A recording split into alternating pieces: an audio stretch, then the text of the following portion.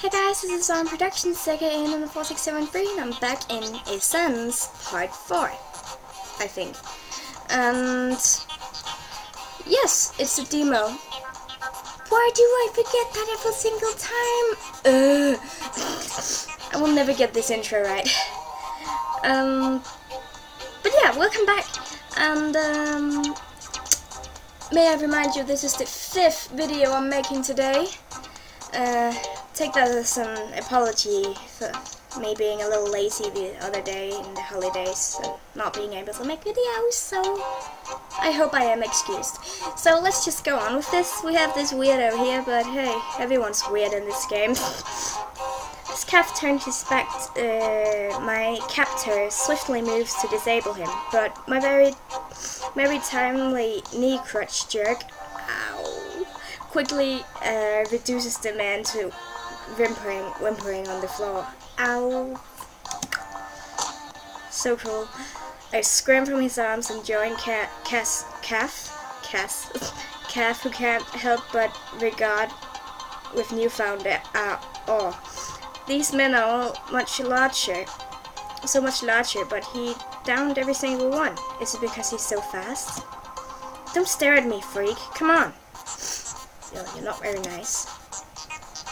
In one life movement, Leaf? I don't know. So many words. He propels himself off of the table and through the window, extending an arm to me once he lands on the roof.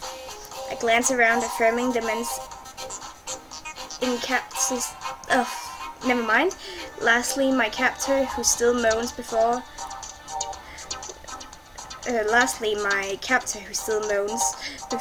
Ascending the table and grabbing Cath's hand. Geez, you're heavy, I grimace. Geez, you're ugly.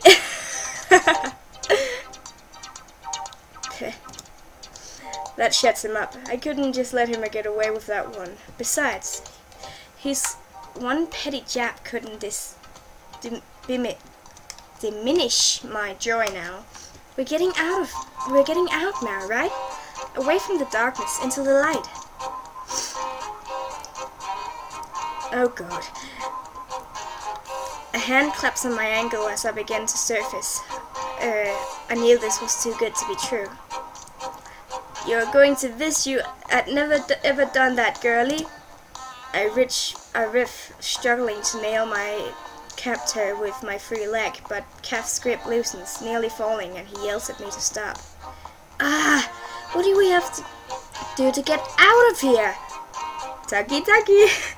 He's so creepy. The man yanks, nearly dragging both of us through the arc in the ceiling. I have no idea how Cath's managed to hold on to this long. You're much stronger than you look, boy. What's your secret? Cath's face contorts, straining with the effort of holding me up. That sounded weird. He tried to heft me off, but to no avail. The man who is now merely toying with us is too strong. Ah! Suddenly a bullet zips through the window, narrowly missing Cath's head. I look while the smoke splume from a freshly fired gun, cocked in the arms of the men he felled earlier, now very much recovered. This will be very fun. Your hand is big and melon-shaped, boy. Take care not to shoot the girl. Finish this. The man grins venomously as the 2 more bullets breeze by Cath, who just barely cocks his head in time. The situation is hopeless. I look to Cath, who's persisting in holding me up, even at the expense of all the energy he could use to flee. Why? Cath, let me go. Run away. Not a trace of doubt flickers in his eyes. He doesn't miss a beat. Screw that, I promised. Oh, he's so friendly. What? When did he do that? He doesn't owe me anything. Now, why? One head turned, he dodges a bullet. You stopped it just... Is your aim really that bad? Shoot him! Don't you make yourself useless and grab my arm. a squinderpin nonplussed. What? Do it! Just as he says, I clap a hand on his arm, which suddenly feels very cold and hard.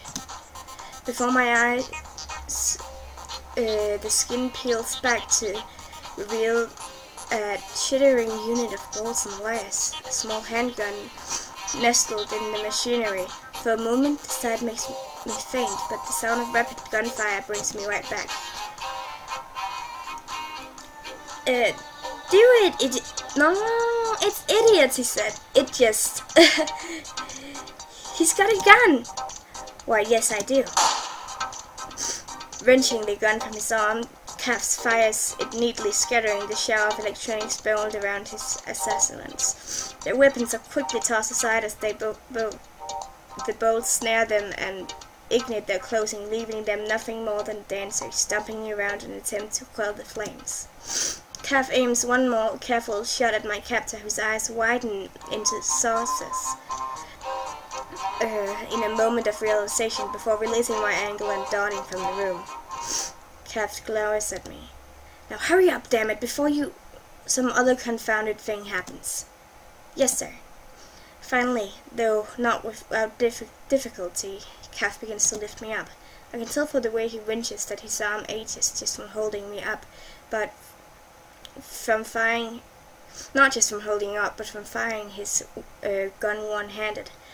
But still, he hefts me through the ceiling into the light. I climb through, expecting everything I remember. Fresh air, a bright blue sky, green trees, maybe even a cold breeze and twittering birds. In fact, everything I expect is wonderful. It's vibrant and colorful, inviting and warm. And I change into its embrace full of life and light. I knew it. Instead, I clash with this scorching red horizon, and its strangle find nothing more than a land barren and black. What is this? Once more the darkness forestalls me, and I'm unable to move, even with Cath fidgeting beside me. Nothing steers the dark air, the flat plain that extends for the miles beyond sight, without a tree or a strap to speak of. No wind or breeze makes a movement to greet me. Without a chirp, without a whisper to speak of my any existence, the earth is dead. Well, that's not good. There is only the sun.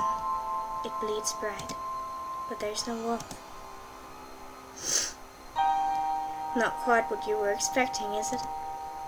I can tell by his tone that he wants to wrap up this sentimental moment and usher me on, but at the same time, I detect pity in his voice. It's a kick in the head for sure, but we can't stop now. We're not out of this yet. Nodding, I begin to run alongside him. I tell him yes, but every smidge of my being cries, why? What's the point anymore? There is darkness in the abyss of my slumber, bloodied with thoughts of memories of slaughter. There was darkness in the laboratory, strewn with corpses, as I recalled living men who wanted to take me away. And there is darkness here in the light, nothing but shallow promises in the last chance I had. There is only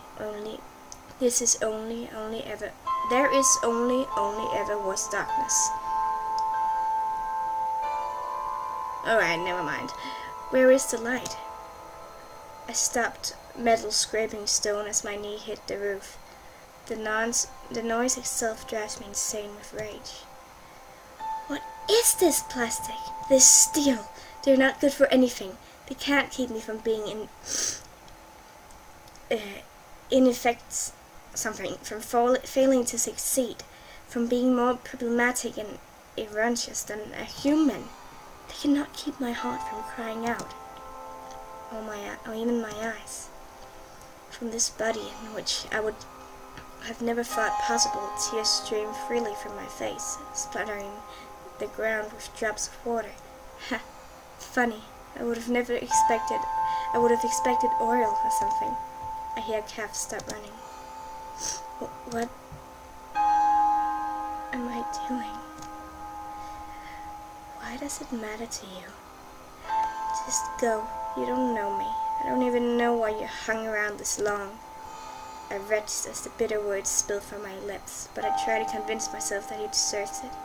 He's a jerk and stupid for wasting so much time on me. He could have died today just hanging around for me. Why? Why did he? There are no answers, only questions, only darkness. It's alright. Crouching beside me, he lies right to my face in the most lifting and gentle tone I very well believe he can muster. No, it's not. I snarl at him. Well, yeah, it's pretty bad.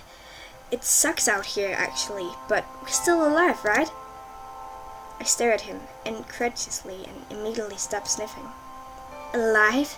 Really? This is living? Groping around to survive in darkness, in a dark world when before it was light? This is living, not having nothing more to look forward to than waking up in a worthless metal body every day for the rest of my life, never knowing where I came from, knowing and hating where I am, knowing what I am, but never who. Shut up!